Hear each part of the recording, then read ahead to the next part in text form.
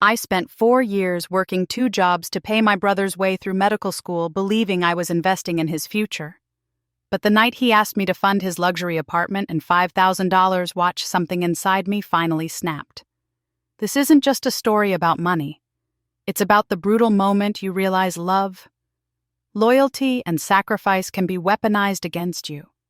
And if you've ever been guilted into giving more than you could afford, you'll want to hear how I finally took my life back. The glow of Lauren Miller's laptop cast a pale blue light across the cluttered dining table, illuminating piles of tax documents, empty coffee cups, and the sagging bags under her eyes. It was past 11 p.m. on a Thursday night, but Lauren's second shift, her freelance accounting work, was far from over. Her phone buzzed across the table, the sharp vibrations slicing through the heavy silence of her small apartment. Lauren reached for it with a tired hand, rubbing her sore wrist as she flipped the screen over Mom. "Don't forget to bring Ryan's tuition paperwork on Sunday. We're so proud of our future doctor." Lauren let the phone drop back onto the table with a dull thud. She leaned back in her chair, allowing her head to tip against the wall behind her. The radiator clanked somewhere near her feet, fighting a losing battle against the winter chill seeping through the old windows. Around her, the evidence of her life accumulated: unopened bills, half-eaten microwave meals, the cold, bitter remnants of her third coffee of the night. In the sink, dishes stacked up like a leaning tower of resignation. The fluorescent overhead light buzzed faintly, a persistent reminder that the world outside might be sleeping, but Lauren was not. She reached for her coffee, wincing at the stale taste. How long had it been since she had a real meal, a real night of sleep? Her stomach cramped lightly, ignored like so many other basic needs in favor of working just a little longer. Just until the next tuition payment. Just until Ryan graduated. Her fingers drifted toward her banking app, hesitated, then retreated. She didn't need to see the numbers to know they weren't good. Her once healthy savings account had shriveled to a whisper. Her 401k was practically abandoned. The emergency fund was a fairy tale now sacrificed on the altar of family loyalty. Lauren's eyes fluttered shut. It hadn't always been this way. 4 years ago, the house had smelled like cinnamon candles and her mother's famous pecan pie. The living room glowed with Christmas lights. Her parents had sat her down with faces bright with hope and fear. Ryan got into med school, Debbie had said, her voice trembling with pride. But the tuition, "It's just so much," Frank had added, his hand resting heavily on Lauren's knee. "You're doing so well at the firm, sweetie," Debbie said. "You're so responsible. You always have been." Lauren remembered feeling a strange warmth flood her chest. Pride, gratitude, the sense of being needed, important. Of course she would help. Of course she would say yes. Because that's what good daughters do. She had smiled brightly and said the words they were too proud to ask for. "Don't worry, I'll cover it." At first, the sacrifices felt worth it. She pictured herself sitting in the audience at Ryan's graduation, watching him don his white coat, saving lives because she believed in him. She imagined Sunday dinners with her family, clapping her on the back, thanking her for everything she made possible. But Sunday after Sunday passed, and the gratitude never came. Only new requests, only fresh assumptions. Lauren opened her eyes to the present and stared at the tax forms on her table until the numbers blurred. Her phone buzzed again. Ryan. "Hey, sis, my rent's due soon. Same account, right? Thanks, you're the best." "No, hello, no, how are you holding up?" Just an effortless expectation that she would handle it like she always did. Lauren's thumb hovered over the reply button. For a long, suspended moment, she didn't move. Somewhere deep inside her chest, something shifted, a tiny, stubborn weight pressing against the tide of guilt and obligation. 4 years of late nights, 4 years of missed vacations, declined promotions, empty weekends, 4 years of saying next year to herself every time she dreamt about traveling, moving, building her own life. And what had it earned her? Loneliness, exhaustion, a near-empty bank account. The fluorescent light overhead buzzed louder, like it too was growing impatient with her silence. Lauren slowly set her phone down. She folded her arms across her chest and stared out the window at the dark city skyline. She wasn't angry. Not yet. Anger implied energy, and Lauren had none left to give. Instead, a slow, weary clarity seeped into her bones. She was drowning, and no one even noticed. She was empty, and everyone still demanded more, and Sunday was coming fast. Another dinner, another celebration she was expected to bankroll. Another night pretending she didn't feel herself cracking under the weight of everyone else's dreams.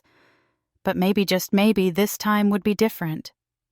Lauren picked up her pen again, though her heart no longer beat to the same rhythm it had for 4 long years. This time there was a small, defiant part of her whispering, "What about your dreams, Lauren? When do you get to matter?" Lauren's phone buzzed again, rattling against the wood of her dining table, jarring her already frayed nerves. She didn't need to look. She already knew. Still, some stubborn reflex made her pick it up. Ryan. "Hey, just a heads up, my rent's due next week. You can send it to the usual account." "Thanks, sis?" "No, please." No acknowledgement of the strain he was piling onto her tired shoulders. Just the casual certainty that she would absorb yet another cost. Lauren stared at the message until the letters blurred. Her fingers curled tightly around the phone, the edges digging into her palm. She set it down carefully, almost reverently, as if too much pressure might finally crack something fragile inside her. Before she could fully process the familiar cycle of guilt and obligation rising in her chest, the phone buzzed again, this time a call. Ruby. "Thank God," Lauren answered with a weary sigh, slumping back in her chair. "Hey," she croaked. "Hey, yourself." Ruby's voice crackled through the speaker, warm and familiar. "You sound like hell." Lauren let out a weak laugh. "Thanks. Always knew you were a charmer." There was a pause, the kind that only exists between old friends, the kind thick with understanding. "You working late again?" Ruby asked gently. "Yeah, freelance returns. Morgan account review tomorrow, and life." Another pause, then without preamble. "Let me guess, Ryan needs something." Lauren closed her eyes. "Rent again." Ruby's sigh was audible even through the cheap phone speakers.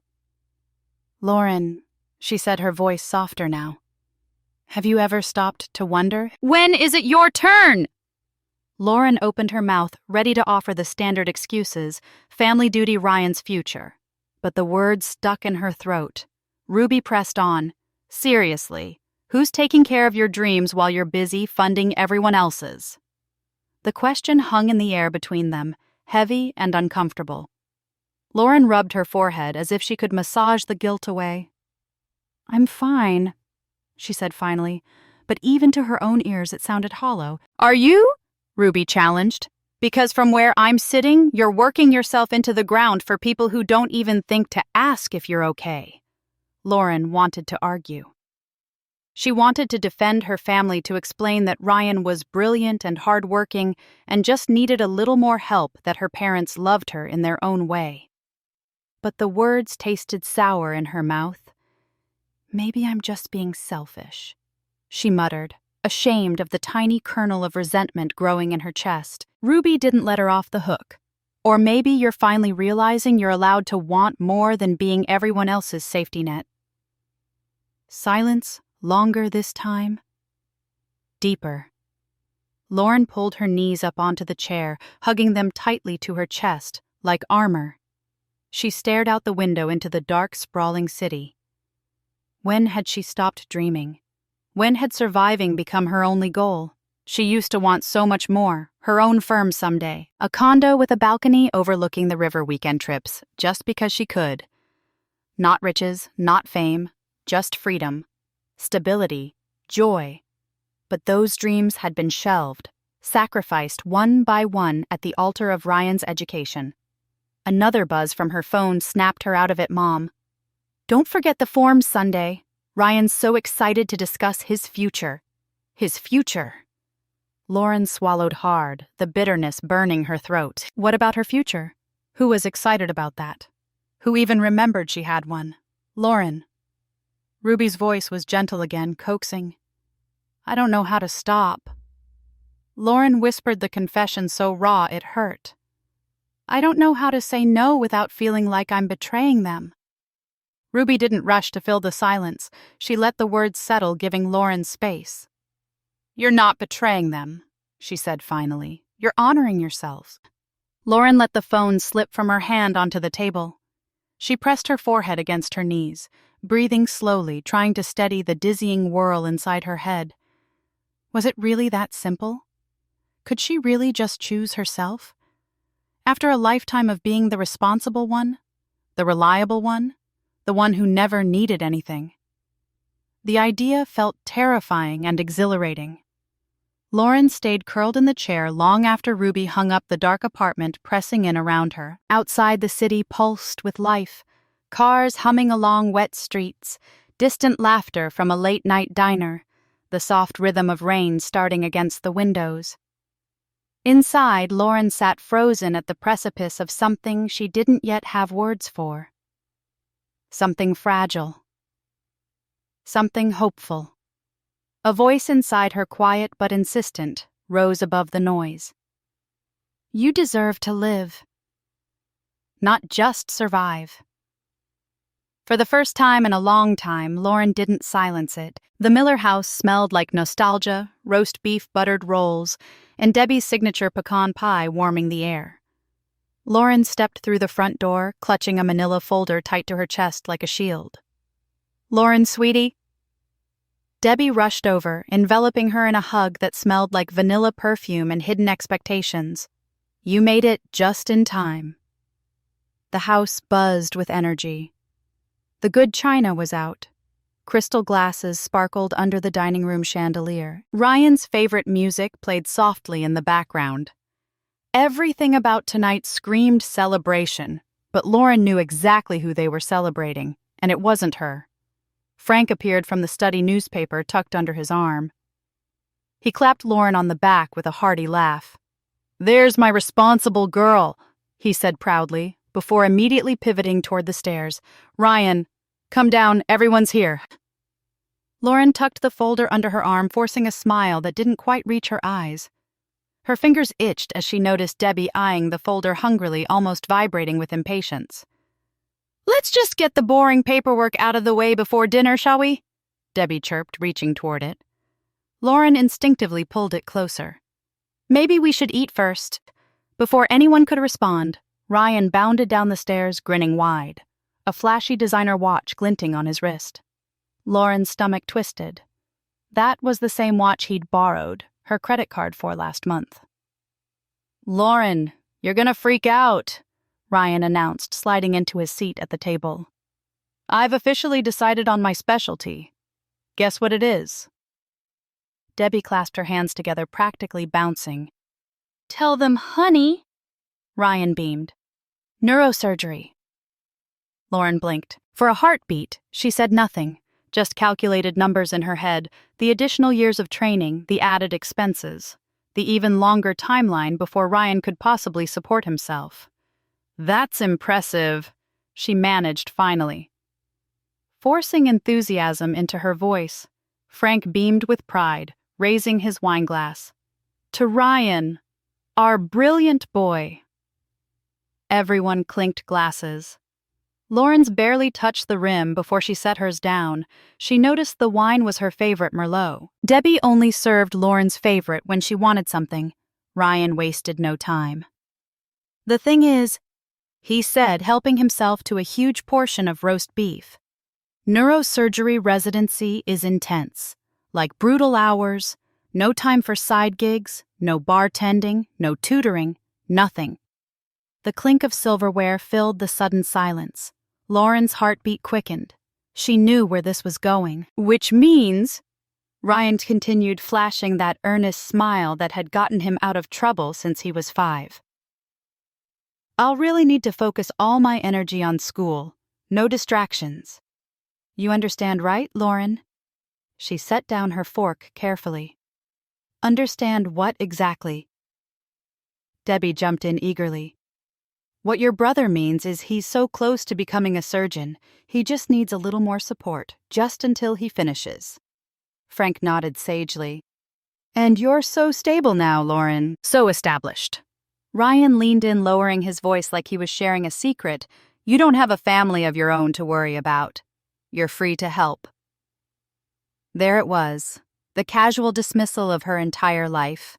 The implicit assumption that because Lauren wasn't married with kids, her time, her money, her dreams were all optional.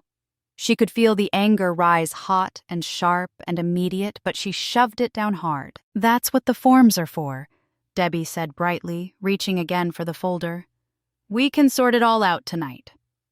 Lauren gripped the folder tighter, her knuckles whitening. The room blurred around the edges. Her mother's eager face, her father's proud smirk, Ryan's charming grin, all of them looking at her, not as a person, but as a means to an end. Love twisted into obligation. Pride twisted into guilt. This wasn't support. It was expectation veiled in affection. It was a trap she'd willingly walked into, believing it was a gift. Lauren swallowed the lump forming in her throat. Let's eat first, she said, her voice surprisingly steady. Frank nodded. Of course. No need to rush business at the table. Dinner resumed lively conversation, bouncing around her. Ryan animatedly described his future surgeries, his plans to travel to prestigious conferences. Debbie wiped away tears of joy. Frank bragged about telling the neighbors that both his kids were successful. Lauren sat silent, cutting her food into tiny pieces. She had no intention of eating. She heard every word, every assumption, every expectation. But in her mind, a quiet voice whispered louder and louder. What about you, Lauren, who's proud of you, who's fighting for your future? She gripped her fork until her fingers ached, holding herself together with sheer will. No, she wasn't ready to explode tonight. Not yet. But the ground beneath her was cracking, and sooner or later, someone was going to fall through. Lauren barely remembered driving home that night. The familiar streets blurred past her windshield, a watercolor of streetlights and taillights smearing the darkness. By the time she reached her apartment, she was running on pure autopilot.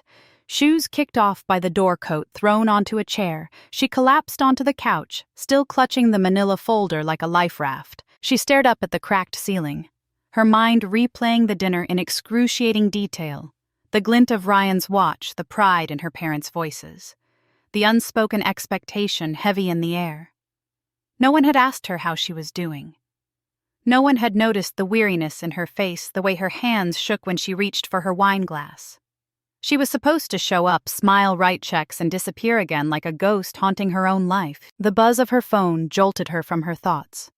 A text from Ruby. Ruby. Still awake? I'm bringing wine and backup. Open the door in 10. Lauren smiled weakly. Leave it to Ruby to read her mind. True to her word. 10 minutes later, Ruby burst in, armed with 2 bottles of cheap Merlot, a laptop, and a bag of takeout. You look like hell, Ruby announced cheerfully, dropping everything onto the coffee table. Thanks, Lauren croaked, her voice rough from disuse. I mean it with love, Ruby added, tossing her a takeout container. Eat, then we fix this mess. Lauren obeyed, poking at her fried rice while Ruby booted up the laptop. So, Ruby said, cracking her knuckles dramatically. Let's talk numbers. Lauren's stomach twisted. I don't know if I can. You need to. Ruby interrupted gently. You deserve to know exactly how much you've given up. Lauren hesitated, then handed over the manila folder. Ruby pulled out receipts, bank statements, credit card bills, laying them out like evidence in a trial. Together, they worked through the night, cross-referencing tuition payments, rent checks, textbook purchases, car insurance bills. Ryan's name appeared again and again, and so did Lauren's signature at the bottom of every page. When they finally finished, Ruby leaned back, whistling low. $432,789, she said, tapping the calculator for emphasis. And that's not including interest or the promotions you turned down. Lauren blinked the number, refusing to register. Nearly $500,000? $500,000 that could have been a down payment on a house, a retirement fund, her own business startup. Instead, it was gone, siphoned away drip by drip over years of guilt and good intentions. Ruby closed the laptop with a decisive snap. "You didn't just pay for Ryan's education," she said. "You put your whole life on hold." Lauren opened her mouth to protest, but Ruby held up a hand. "Don't even," she said firmly. "You missed promotions, you skipped vacations, you drained your savings, you sacrificed every dream you had because someone else decided their future was more important than yours." Lauren swallowed hard, the weight of the truth pressing down on her chest. "I thought that's just what you do," she said weakly. "For family." Ruby's eyes softened, but her voice stayed strong. "Real family doesn't let you destroy yourself to build them up," she said. "Real family lifts you, Lauren, not drains you dry." Lauren stared at the neat stack of papers on the table. Each line item was a wound she hadn't realized she carried. Each transfer a piece of herself she had given away without even being asked properly. For years, she had believed love meant sacrifice, that good daughters gave without question, that selflessness was virtue. But what good was selflessness when there was nothing of herself left? Lauren leaned back against the couch, closing her eyes as the realization unfurled inside her. It wasn't selfish to want a life of her own. It wasn't cruel to say enough. It was necessary. It was survival. She thought of Ryan's easy smile, the way he called her the best, every time he needed something. She thought of her mother's cheerful manipulation, the guilt trips disguised as praise. She thought of her father's proud boasts to other people about how successful his kids were, never once asking how she was holding up. Slowly, Lauren opened her eyes. The apartment looked the same. Small, cluttered, dimly lit, but something inside her had shifted irrevocably. She wasn't a bad sister for wanting more. She wasn't a bad daughter for needing boundaries. She was just human, deserving of dreams, deserving of peace, deserving of love. That didn't cost her everything. Ruby nudged her gently with a socked foot. "So," she said lightly, "what's the plan?" Lauren let out a shaky breath, feeling the fragile beginnings of strength knit themselves together in her chest. "Sunday," she said, her voice gaining steadiness. "They want me to bring the paperwork." Ruby's eyes gleamed. "And?" Lauren smiled a real fierce smile. "I'll bring it all right," she said, "but not for the reasons they think." Outside the city hummed with life. Inside, Lauren finally felt something she hadn't felt in a long time. "Ready?" The Miller household was glowing with the familiar warmth of Sunday evenings. The golden light, the scent of pot roast wafting from the kitchen, the clinking of plates and silverware as Debbie fussed over the dinner table. Lauren stood on the threshold for a long moment, the manila folder clutched against her chest. Tonight would not end the way her family expected.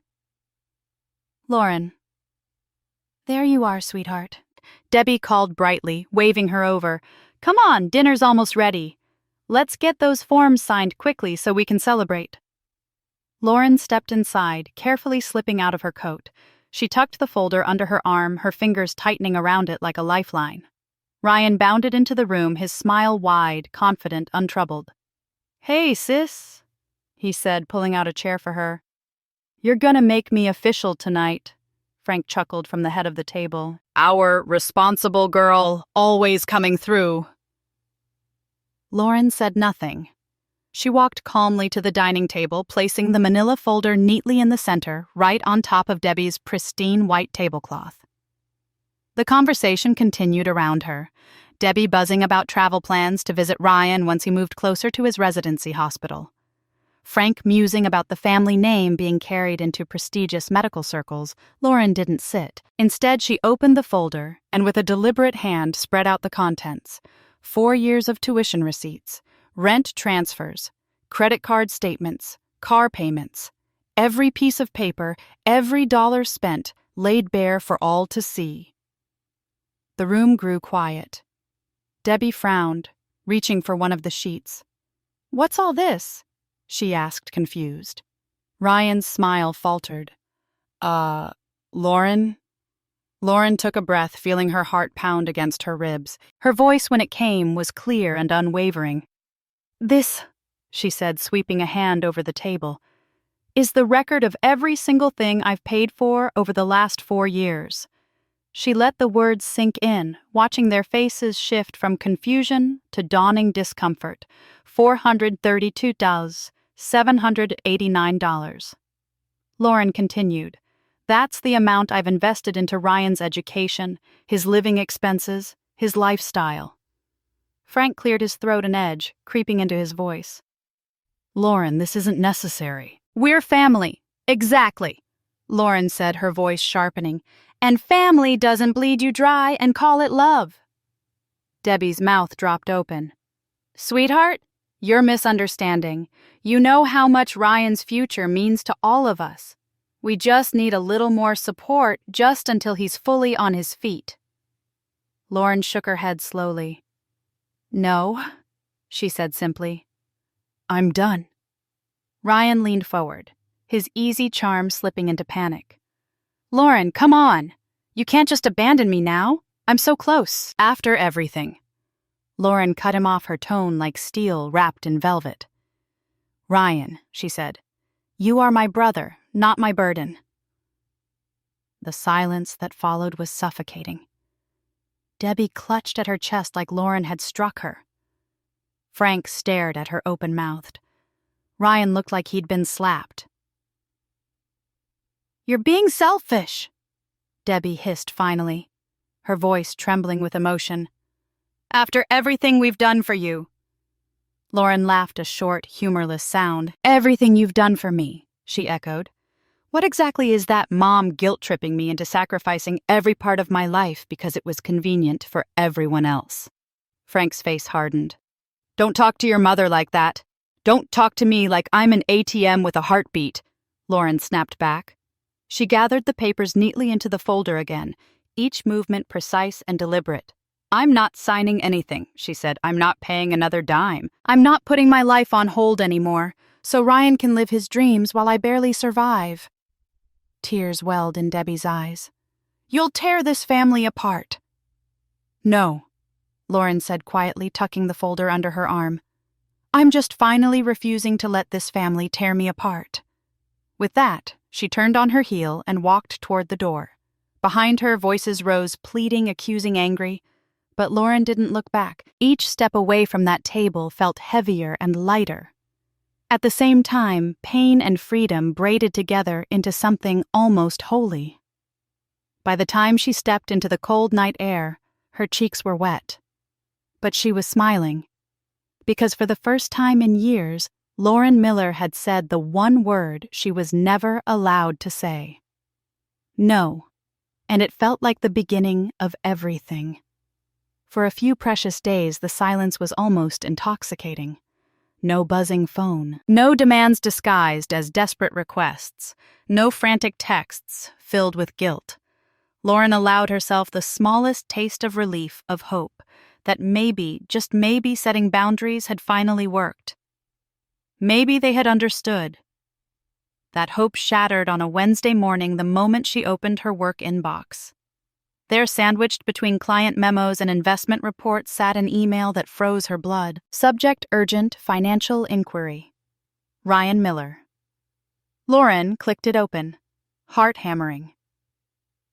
Dear Ms. Miller, we have encountered inconsistencies in recent financial documentation submitted by Ryan Miller regarding independent support status.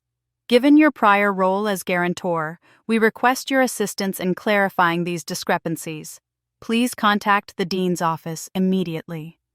Discrepancies, independent status. Lauren stared at the words until they blurred. Ryan had forged something. She didn't know what yet, but she knew deep in her bones it wasn't a misunderstanding. It was a choice. By noon, she sat stiff-backed across from Dean Harrison in a sterile conference room at the university's administration building. Dean Harrison, sharp-eyed and unsmiling, slid a thin folder across the polished table. "We discovered fabricated documents," she said bluntly. "Bank statements, trust fund records, none of which check out." Lauren's hands trembled slightly as she leafed through the papers. Fake account numbers, forged signatures.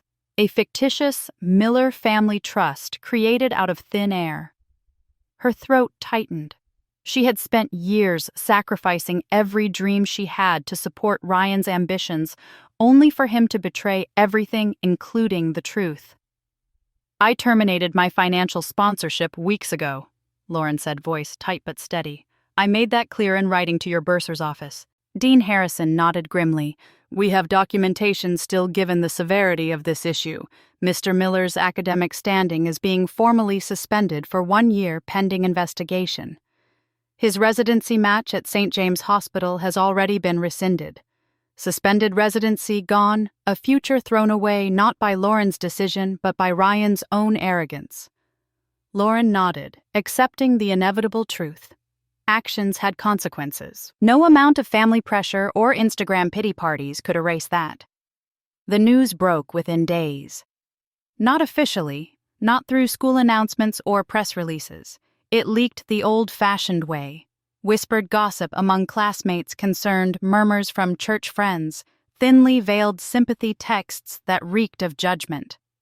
By Sunday, Lauren heard from Ruby that Debbie had been discreetly asked to step down from her leadership role in the church's charity board. Frank's weekly golf group suddenly found themselves too busy to schedule tea times. Once proud pillars of the community, the Millers now found themselves the subject of scandalized small-town gossip. Lauren might once have felt the crushing guilt of that shame rushing in to defend, to protect, to absorb the blows meant for others. But not anymore. She hadn't lied. She hadn't forged. She hadn't betrayed anyone's trust. Ryan had done all of that himself, and now he was learning that when you build a life on deceit, the foundation will always crumble. Ryan, of course, wasn't going down quietly. By Saturday, his Instagram transformed into a curated gallery of martyrdom black-and-white selfies, angsty quotes, sad-eyed captions about betrayal and loss. Sometimes the ones closest to you are the first to hurt you the deepest. Family doesn't mean forever when they choose greed over love. Healing, rebuilding, rising. The comments poured in like fuel on a fire. "You deserve better, bro. Stay strong, real ones always win. Some people are just jealous of your success." Lauren read through them with a surreal sense of detachment. There was no mention of the fabricated documents. No admission of forging trust funds and bank accounts. No acknowledgement that Ryan had set this fire himself. Only the narrative he needed, poor Ryan abandoned by his cruel, heartless sister, at the moment he needed her most. Ruby sent screenshot after screenshot to Lauren, seething. "I swear if he posts one more inspirational quote, I'm gonna lose it." "Want me to comment with a link to the fraud investigation?" Lauren almost laughed. Almost. Instead, she simply texted back, "Let him truth doesn't need a hashtag." That night, Lauren sat on her tiny balcony, a blanket draped over her shoulders and a mug of tea cooling between her hands. The city sprawled before her glowing windows, moving traffic, the endless hum of lives being lived. She thought about everything Ryan had taken from her, years, money, opportunities. But she also thought about everything she was reclaiming. Her peace, her independence, her worth for so long. Lauren had believed she was the villain if she ever chose herself over her family's demands. But she wasn't the villain. She was simply a woman tired of bleeding for people who called it love. Ryan had made his choices. Now he would live with the fallout. Lauren sipped her tea, savoring the slightly bitter taste. It reminded her that bitterness wasn't always a flaw. Sometimes it was just proof that you had survived the poison long enough to taste freedom. The Boston skyline gleamed through the airport windows, a jagged line of ambition and possibility against the late afternoon sky. Lauren stood at the terminal, her one suitcase by her side, her plane ticket clutched in her hand, and for the first time in years, she felt weightless. No invisible chains around her ankles. No guilt dragging behind her like a broken limb, just a wide-open road and the courage to finally walk it. The move to Boston wasn't grand or glamorous. Lauren rented a modest studio apartment downtown, a space barely big enough for a bed, a desk, and a small kitchen. But to her, it felt like a palace. She spent the first few days unpacking slowly, savoring the simple joy of choosing where each item belonged without considering anyone else's needs. She picked out cheerful curtains for the tiny window overlooking the street. She bought herself a brand new coffee maker, the good kind with a timer that filled the apartment with the rich scent of brewing coffee each morning. She even splurged, really splurged on a buttery leather armchair she'd fallen in love with at a second-hand shop. It cost more than she was comfortable spending, but when she sat in it with a book and a mug of tea, sunlight spilling across her lap, it felt worth every cent. It felt like reclaiming a small part of the life she had shelved for so long. Her new job at the investment firm's Boston office was everything she'd hoped for, and more. The team welcomed her warmly. Her new boss treated her like an equal, not an afterthought. And for the first time in a decade, Lauren wasn't playing catch-up. She was leading. She was finally using her skills for herself, building something she could be proud of without apology, without sacrifice. 2 weeks after moving in, Lauren did something else she hadn't done in years. She booked a trip. Nothing extravagant, just a 3-day weekend up the coast to a sleepy beach town with colorful houses, fresh seafood, and long, quiet beaches. She walked barefoot in the sand. She collected shells. She slept in red trashy novels and ate key lime pie for breakfast without a shred of guilt. It wasn't just a vacation. It was a reclamation. It was proof that her life no longer revolved around anyone else's needs or timelines. It was hers, and it was beautiful. One evening after returning from her trip, Lauren found a thick envelope waiting in her mailbox. No return address. Inside, folded neatly, was a letter in her father's careful, blocky handwriting. Lauren, I don't expect forgiveness. I know I failed you. Your mother and I let our pride blind us to the burden we placed on you. We called it love, but love should never cost someone everything they have. Please accept this small repayment, not because it can ever make up for what we did, but because you deserve to have someone finally put you first. I'm proud of the woman you've become. Love, Dad. Beneath the letter was a cashier's check modest compared to what Lauren had given over the years, but more than just a dollar amount. It was acknowledgement. It was an apology without excuses. Lauren sat down heavily on her couch, the letter trembling slightly in her hands. Tears blurred her vision not from sadness but from the strange, bittersweet relief of finally being seen. Not just as a resource, not just as the reliable daughter, but as Lauren. A person with dreams, limits, and the right to say no. She didn't call immediately. She wasn't ready. Some wounds needed time to breathe before they could begin to heal, but she folded the letter carefully and tucked it into a small wooden box she kept on her nightstand, a box she was slowly filling with symbols of her new life. A beach stone from her trip, the receipt from her leather chair, the keys to her own apartment. And now a letter that felt like the smallest, stubbornest sprout of reconciliation in a garden, long left barren. One night as Lauren sat by her window watching the city lights blink and buzz, Ruby called. "How's freedom treating you?" her friend teased. Lauren laughed, warm and genuine. "It's quieter than I thought," she admitted, "but good. Really, really good. You deserve it." Ruby said simply, "Every damn bit of it." Lauren leaned her forehead against the cool glass, letting herself feel the enormity of the moment. For so long, she had been surviving. Now finally, she was living. Not for anyone else, not in anyone's shadow, but for herself. And for the first time in forever, that was enough. More than enough. Lauren sat behind her new desk, the late afternoon sun pouring through the glass walls of her corner office.